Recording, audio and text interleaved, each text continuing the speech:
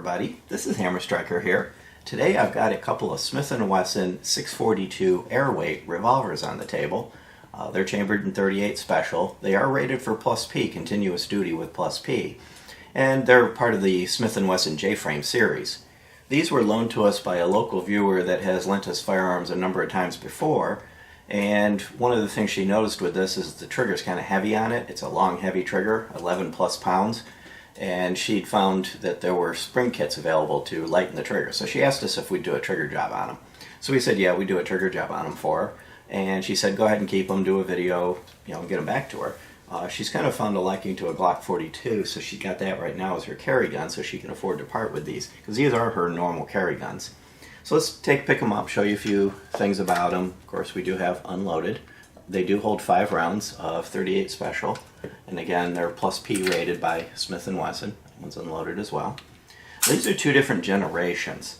This one here is a 642-2, and back in 01 or 02, Smith & Wesson added this lock to their guns, and then there's a few cosmetic changes, like the newer one has the logo here, slightly different font on the barrel.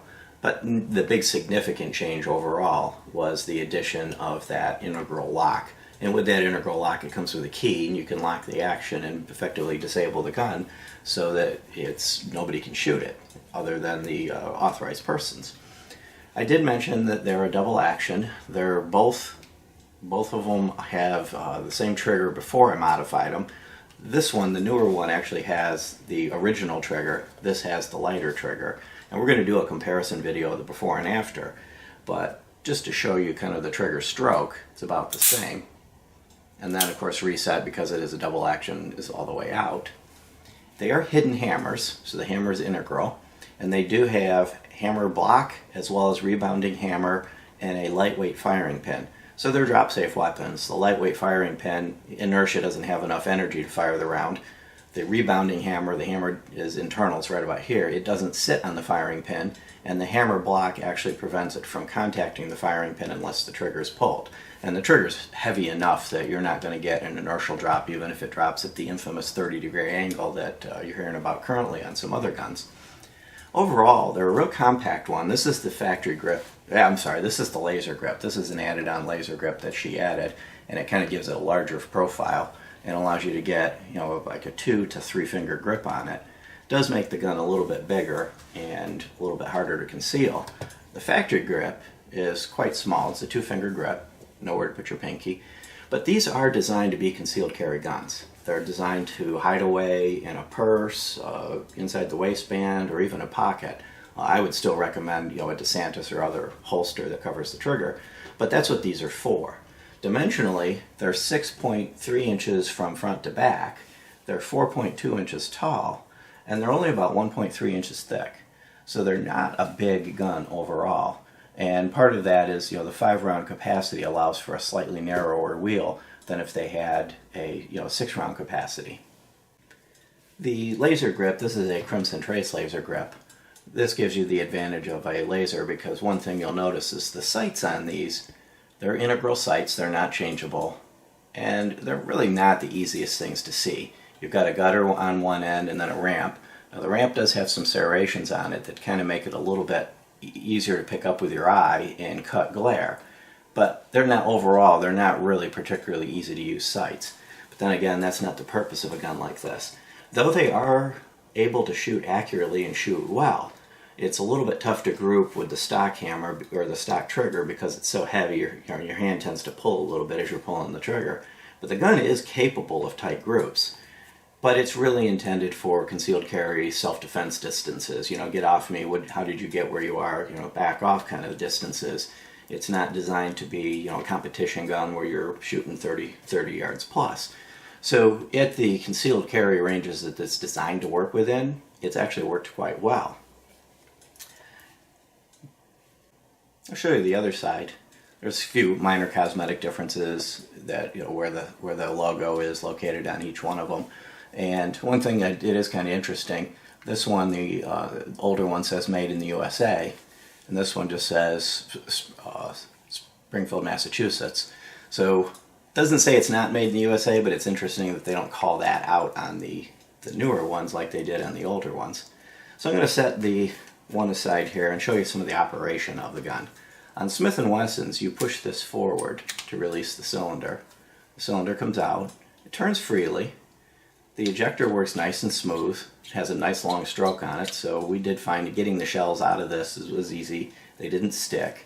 It's got a little spring catch here so that when it's closed, it does lock up nice and tight. So it locks up here and it locks at the back. So it's a nice solid lockup. Overall, it was a really solid, well-constructed revolver. The finish on this, it's an alloy frame, stainless steel cylinder, stainless steel barrel. And though the finishes don't perfectly match, you know, the alloy versus the stainless, they've kind of a matte finish, and it does look nice. When you look at the gun, it's a nice looking gun, and the two colors of the stainless versus the alloy, they blend well. So they've done a good job on making the gun, you know, look nice while having the two dissimilar metals. Now, it's light. It only weighs 14.4 ounces unloaded.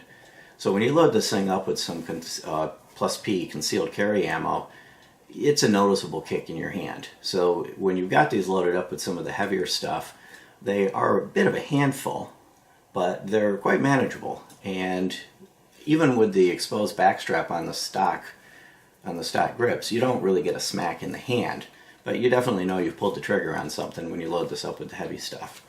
With the rubberized grip that covers a little bit of the backstrap, kind of gives a little bit more cushioning on that. From a size perspective, you know, this is a J-frame, which is among Smith & Wesson's smaller ones. Here I've got a Ruger SP101. Now this particular gun is rated for .357 Magnum as well as plus P, but you'll notice dimensionally it's about the same when you get them side by side and get them in my hand where I can show them to you. So when you line them up, they're roughly the same size, other than the Ruger has a slightly longer barrel. And if I put them upside down, you know, they're fairly close to each other. Ruger is a little bit taller, a little bit longer, but overall they're about the same size. But the Ruger is significantly heavier because it's all steel, so it's a significantly heavier gun.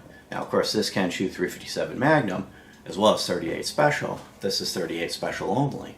But for a real low-profile concealed carry gun, ankle gun, pocket gun, this is actually a pretty good little choice. And this will do a really good job of taking care of a threat should you encounter one, but not really encumber you while you're trying to just go about your day-to-day business.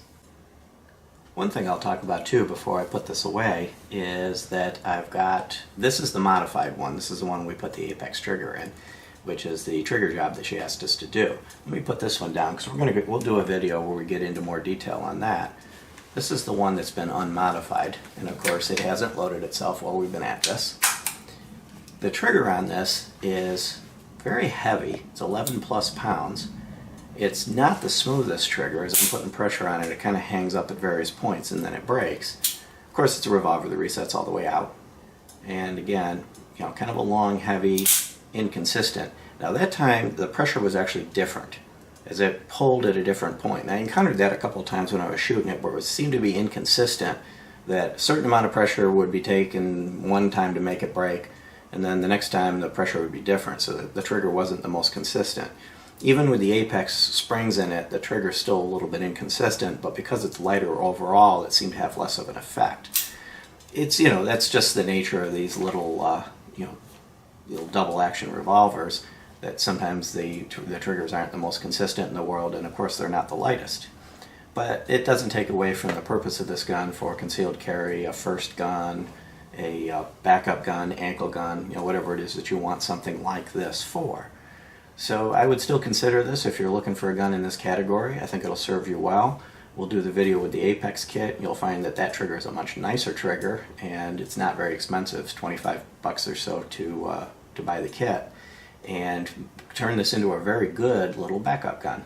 So if you like our videos, please give us a thumbs up, share, subscribe, check us out on Facebook, and have a great day. Thank you.